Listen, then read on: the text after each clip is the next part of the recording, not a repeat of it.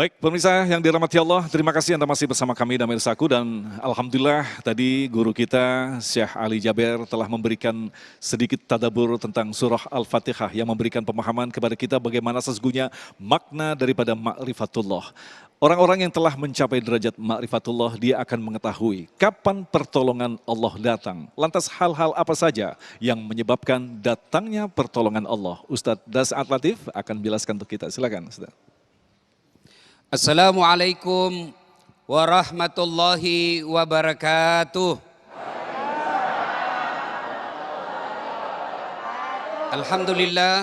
Alhamdulillahi rabbil alamin. Wabihi nasta'inu ala umurid dunya waddin. Ashhadu an la ilaha illallah wa ashhadu anna Muhammadan abduhu wa rasuluh. Allahumma salli ala Sayyidina Muhammad wa ala alihi wa sahbihi ajma'in. Amma ba'd. Faqad qala Allahu subhanahu wa ta'ala fi kitabil karim wa huwa asdaqul qailin. A'udzu billahi minasyaitonir rajim. Bismillahirrahmanirrahim. Ya ayyuhalladzina amanu dukhulu fis-silmi kaffatan wa la tattabi'u khutuwatis syaitan innahu lakum adu mubin.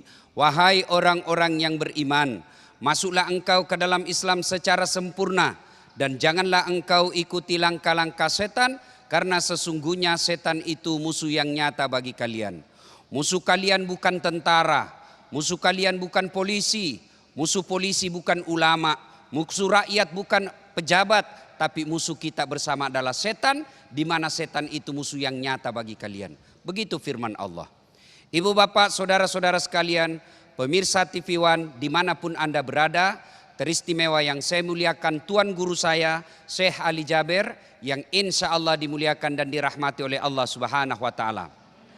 Dalam sebuah kitab Rasulullah Sallallahu Alaihi Wasallam menceritakan terjadilah perjalanan 3 orang pemuda musafir, kira-kira kalau perjalanan kita sekarang. Dalam perjalanan tersebut tiba-tiba masuk waktu malam. Mereka kemudian menginap karena waktu itu tidak ada hotel. Nginaplah di dalam gua. Tahu gua ibu? Tahu? Lubang batu besar. Mereka nginap. Begitu mereka tidur, tanpa mereka sadari terjadi gempa. Dan tertutuplah pintu gua itu. Begitu mereka bangun, mati mi. Kalau di Makassar, mati mi kita ini. Tertutup pintu. Bagaimana caranya keluar? Akhirnya apa? Yang paling senior dia bilang begini, mari kita dorong. Dorong bareng-bareng. 1, 2, 3. Nggak bisa goyang. Dorong lagi 1, 2, 3. Nggak gerak. Akhirnya yang paling senior berkata, kita sudah ikhtiar. Selanjutnya harus kita minta pertolongan kepada Allah. Maju orang pertama. Dia berdoa. Ya Allah, saya pernah mengurusi orang tua saya. Tiap hari saya lakukan. Saya dagang di pasar. Jalan kaki kembali ke rumah saya. Berkilo-kilometer. Untuk apa? Menyuapi ibuku makan, dan selesai saya tuntun sholat, saya balik lagi ke toko saya. Saya lakukan tiap hari untuk apa? Memelihara dan memuliakan ibu saya. Ya Allah, jika memuliakan ibuku adalah kebaikan di sisimu dan engkau merasa wajar engkau membalasnya, maka balaslah kebaikanku itu dengan mengabulkan doaku. Bismillahirrahmanirrahim. Dia dorong 1, 2, 3. Gerak. Tapi sayang 1000 sayang, pintunya belum bisa dilewati. Sedikit goyang. Coba. Kalau Das'at lolos, si Ali Jabir tidak lolos. Lebih besar kan? Akhirnya orang kedua berkata, kalau gitu saya lagi yang maju. Maju orang kedua. Ya Allah, saya pernah mencintai seorang wanita. Saya senang betul ini cewek. Dan dia suatu saat saya mau bersama dia, tapi dia tidak mau sama saya. Sama. Ada cewek saya suka sekali, saya mau sekali sama dia. Dia juga mau sekali sama saya, tapi mau muntah. Ya Allah, saya senang betul ini perempuan. Dan suatu ketika dia datang kepadaku, Pak, saudaraku, tolonglah saya. Kata ini cowok, kesempatan. Baik, kalau kau mau saya tolong, temani saya tidur 1 malam. Bagaimana caranya? Kau bukan suamiku, ya terserah. Kau mau ditolong, temani saya. Kau tidak mau, tidak saya bantu kau. Akhirnya karena ini perempuan sangat membutuhkan bantuannya. Okelah, kalau begitu saya terima. Di tempat yang mereka telah sepakati, waktu yang mereka telah setujui, mereka ketemu. Perempuan itu akhirnya telanjang bulat. Saya juga sampai sekarang belum tahu kenapa perempuan yang tidak pakaian disebut telanjang bulat. Kenapa tidak disebut telanjang segi empat? Telanjang bulat. Begitu dia telanjang bulat, majulah ini cowok. Begitu dekat dengan ini cewek, tiba-tiba cowok ini seolah-olah melihat rambu lalu lintas. Huruf P tanda silang. Apa artinya Pak?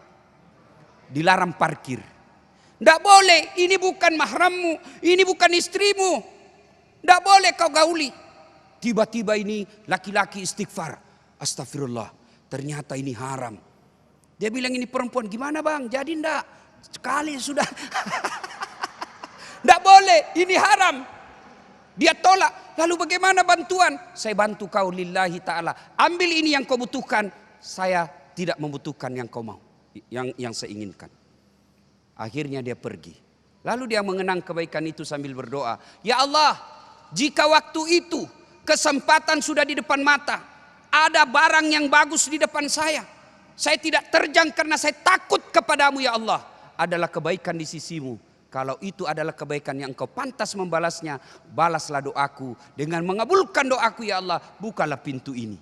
Dia dorong, bismillahirrahmanirrahim. Dorong, wih, alhamdulillah, gerak, tapi belum bisa dilewati. Masih sedikit. Satu sudah, dua, tiga, yang kedua sudah, yang ketiga, kau yang terakhir bos. Kau cobalah. Lalu dia berdoa kepada Allah sambil mengenang kebaikannya. Ya Allah, saya pernah diserahi amanah mengurus 1 ekor kambing oleh tetangga saya. Saya diberikan sebelum dia pergi merantau. Anak buah saya, karyawan saya, dia pergi sebelum dia terima gaji. Lalu saya beli kambing. Lalu itu kambingnya saya urus dengan baik. Setelah itu dia pulang. Setelah dia pulang Pak, datang. Ini karyawannya. Bos, mana gajiku yang tidak sempat saya ambil?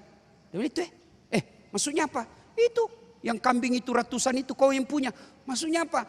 Itu uangmu saya belikan kambing. Kambing ini beranak pinak. Meskipun saya tidak pernah nikahkan, dia beranak pinak. Ini kambing. Sekarang banyak yang saingan sama kambing Pak. Ada anaknya tidak ada suaminya, beleng-beleng. Akhirnya dia katakan apa? Kok bisa? Gajimu saya belikan kambing, beranak pinak, dan itu semua kambingmu. Ambil itu kambingmu. Yang benar, iya. Dia ambil semua Pak. Tidak seekor pun dia sisa. Ini juga kurang ajar. Sisa kayak 1 ekor. Lalu dia mengenang kebaikannya.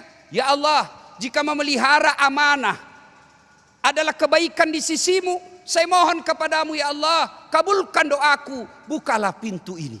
Mereka dorong. 1, 2, 3, cuak. Terbuka lebar-lebar. Akhirnya mereka bisa keluar. Keluarlah mereka. Setelah dia keluar, mereka sujud syukur. Lalu melanjutkan perjalanannya. Ini dikisahkan oleh Rasulullah Sallallahu Alaihi Wasallam. Sekarang apa kaitannya dengan ceramah kita hari ini? Ma'rifatullah. Mendekatkan diri kepada Allah. Mencintai Allah. Memohon kasih sayang Allah. Apa kaitannya? Ternyata kalau mau mendapat pertolongan dan kasih sayang Allah, nih 3 syaratnya. Jangan lagi tangan saya dijadikan partai. Ini sekarang kita harus hati-hati. Kalau musim pilkada, kalau kita bilang begini langsung pilih nomor 3. Siapa bilang saya pilih nomor 3? 1. Kalau ingin mendapat kasih sayang dan keridaan Allah, ma'rifatullah, mendekatkan diri kepada Allah, birrul walidain. Terutama kepada ibu. Nabi pernah ditanya, ya Rasulullah, setelah Allah dan Rasulnya siapa yang saya taati ya Rasul? Nabi katakan, ibumu. Setelah itu siapa ya Rasul? Ya ibumu. Setelah itu siapa? Ibumu. Setelah itu siapa? Bapakmu. Ibu, bapak. Berarti 3 ibu, 1 bapak. Tersinggung lagi nih ibu-ibu nih. Iya kan? Ya benar toh. Ibumu. Berarti 3 ibu, 1 bapak. Iya kan? Nah, ditanya lah saya, kenapa itu Ustaz 3 kali ibu? Kenapa bapak sekali? Karena ada penderitaan ibu yang tidak bisa dilakoni oleh bapak. Apa itu Ustaz? 1, hamil. Bapak pernah hamil? Tidak pernah. Ibu-ibu masih ingat waktu hamil? Masih? Ada ndak enaknya hamil? Mau duduk aja pakai standar samping. Bapak-bapak ndak pernah. Yang kedua, melahirkan. Bapak pernah melahirkan? Pernah? Lihat ibu-ibu waktu melahirkan. Ibu-ibu masih ingat waktu melahirkan? Ada enggak ibu-ibu melahirkan senyum? Yang ketiga, apa yang enggak bisa dilakukan laki-laki? Menyusui. Masih ingat waktu menyusui, Bu? Apalagi waktu lagi tumbuh giginya, 7 bulan. Kok gigi saya nak? Makanya kalau ingin dicintai Allah, mendekatkan diri kepada Allah, cintai orang tuamu. Aneh bin ajaib, anak-anak kita sekarang, bahkan orang dewasa sekalipun, dia hormat kepada jabatannya, dia hormat kepada atasannya, dia respect kepada komandannya. Siapa, kalau perlu dia cium kakinya komandannya, tapi orang tuanya dia hina. Pantas 30 tahun kau cari nafkah, tidak bisa kau lepas dari kredit. Kau hina orang tuamu. Maka adik-adik sekalian, kalau kalian mau sukses, tidak penting itu sekolah ke luar negeri. Gimana caranya Ustadz? Muliakan orang tuamu. Dan memuliakan orang tua enak betul. Tidak sama memuliakan pejabat. Minta maaf sama orang tua gampang betul. Saya masih mau lanjutkan tapi Mas Agung sudah ada gelisah. Habis waktu. Nanti kita akan lanjutkan dalam segmentasi tanya jawab. Baik, pemirsa yang dirahmati Allah, gambaran daripada bertawasul dengan amalan-amalan baik kita memberikan gambaran bahwa Allah bekerja atau memberikan cara-cara yang misterius yang tentu saja patut untuk kita tadabbur. Bagaimanakah cara-cara Allah menurunkan pertolongan kepada hamba-hamba yang memohon kepadanya. Insya Allah itulah yang akan dibahas oleh guru kita Ustadz Abdul Somad selepas pesan-pesan berikut ini. Damai Indonesiaku.